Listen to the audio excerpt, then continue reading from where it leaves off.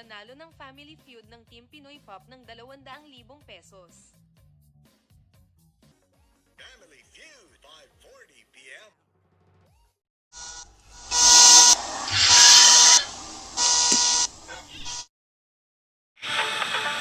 Welcome to my episode that is called Nagmamano pa. That's okay.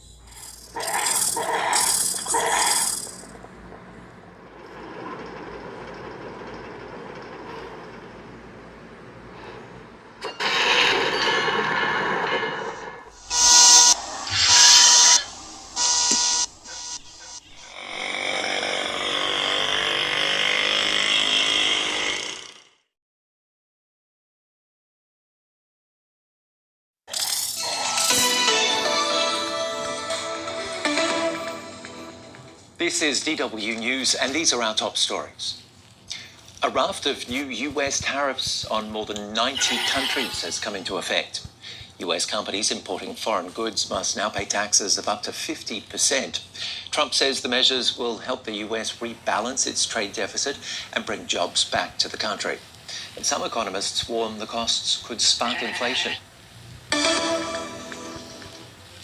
The White House says Donald Trump could meet with Vladimir Putin next week as the US seeks to negotiate an end to Russia's war in Ukraine.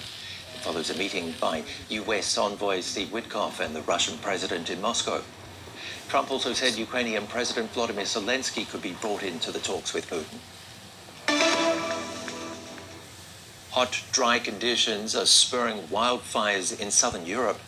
Firefighters in Spain say a blaze near Gibraltar has been stabilized after more than 1,500 people were evacuated from a resort region. In France's southern Haute region, thousands of firefighters are battling the country's biggest wildfire of the summer, which has killed at least one person.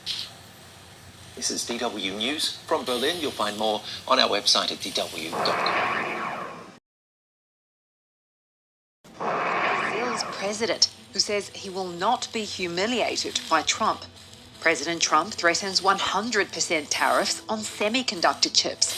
And OpenAI debuts ChatGPT 5. It's Thursday, August 7th. This is Reuters World News, bringing you everything you need to know from the front lines in 10 minutes every day. I'm Kim Vanell in Wanganui, New Zealand.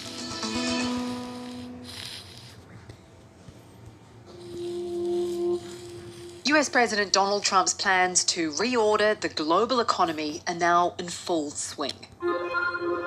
As of 1 minute past midnight Eastern, the US started imposing tariffs on dozens of trading partners, with huge rates for those who haven't struck a trade deal. That means countries importing to the US will pay a levy of between 10 and 50% on their goods. David Lauder is in Washington, D.C. David, how soon will ordinary consumers start feeling this? What we've seen is that companies from all sectors have imported so much stuff to try to beat the tariffs that there's a huge amount of inventory still available in the U.S. Things like copper, things like consumer goods. It's unclear how long they will last and how long, we're going to have to start to replace those with goods that are subject to the tariffs. There's starting to be some signs of price increases on some consumer goods like furniture and some of the larger household goods, appliances, and things like that, which depend on a lot of imported components. So it's starting to leach into the system, but economists and trade experts say it'll take time. A White House official says President Trump could meet in person. Reuters sat down with President Lula, who described Washington-Rio relations as being at a 200-year low. E agora eu acho que ele deveria ser julgado por mais profeta. Lula says Bolsonaro should in fact face new charges for inciting the United States against Brazil. Ele e o filho dele deveriam ter outro processo. Brazil Bureau Chief Brad Haynes interviewed the Brazilian president. Brad, a defiant tone here from Lula. Well, he's had a defiant tone for weeks now. And was clear that he was not letting down his guard. He said he could call Trump. He's willing to talk, willing to negotiate, but he does not see Trump as willing to negotiate on even footing. He said multiple times he was not going to humiliate himself for Trump's sake. O que o Trump fez com o Zelensky foi uma humilhação. He drew parallels even to the experience with the South African president, the Ukrainian president, in their visits to the White House. He said Trump humiliated them. That is not normal. That is not how presidents should be speaking to each other. Why is he, unlike many other world leaders, not folding under Trump's tariff pressure? Well, the Brazilian economy is relatively closed, especially compared to other big economies in the Western Hemisphere, like Mexico, that send about 3/4 of their exports to the United States. Brazil only sends 12%. It exports much more, actually, to China. And a lot of the other exports to the United States are commodities that could easily be sent to other markets at a minor discount. So this is not expected to derail the Brazilian economy. And that gives a little more room for Lula to maneuver. There's also, on the political side, there's a chance that it may actually pay some dividends domestically. All of a sudden, this crisis.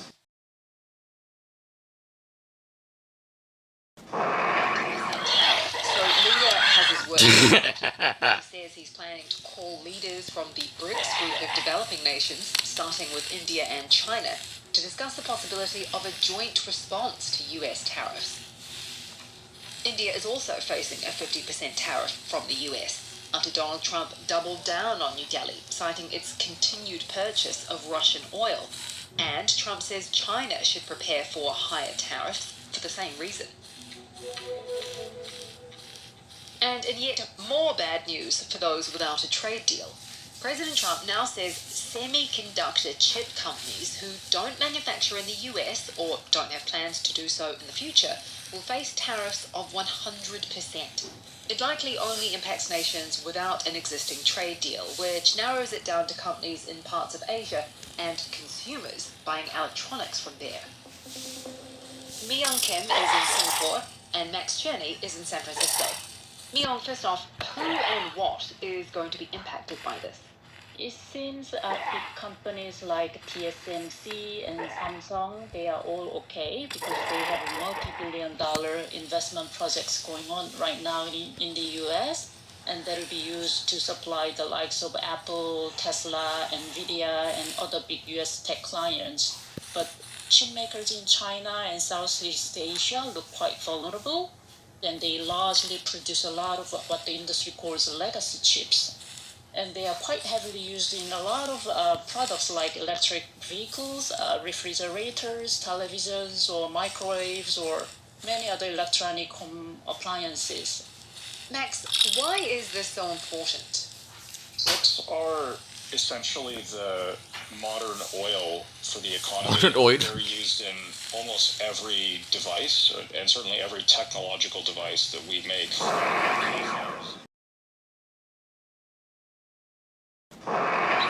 Trump's firing of the head of the Bureau of Labor Statistics has put trust in US data on the line, something we get into in this week's episode of Reuters' Econ World podcast. What happens to statistics bureaus personnel is something we look at quite a lot in emerging markets. Right. And that it's not unheard of that, the numbers come out the wrong way, and generally the messenger is the one who gets it in that instance. We'll put a link to that show in today's podcast description. You can also find that on the Reuters app. Just go to podcasts or check it out on your favourite podcast platform. Cool. Yeah. 5 US soldiers are wounded after a gunman opened fire at the Fort Stewart base in Georgia. A suspect is in custody who is also an American soldier. French firefighters tackle the country's biggest wildfire in almost 80 years. The blaze in the southern Oud region has burned 15,000 hectares. That's an area bigger than Paris.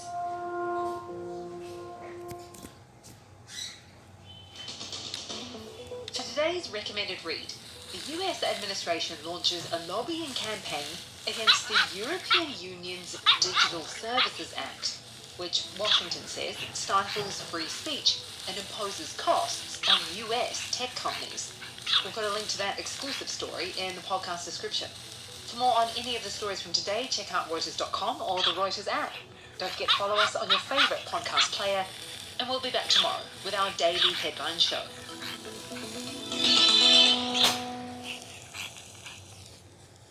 That's it for your news updates. To see more stories, open Google News.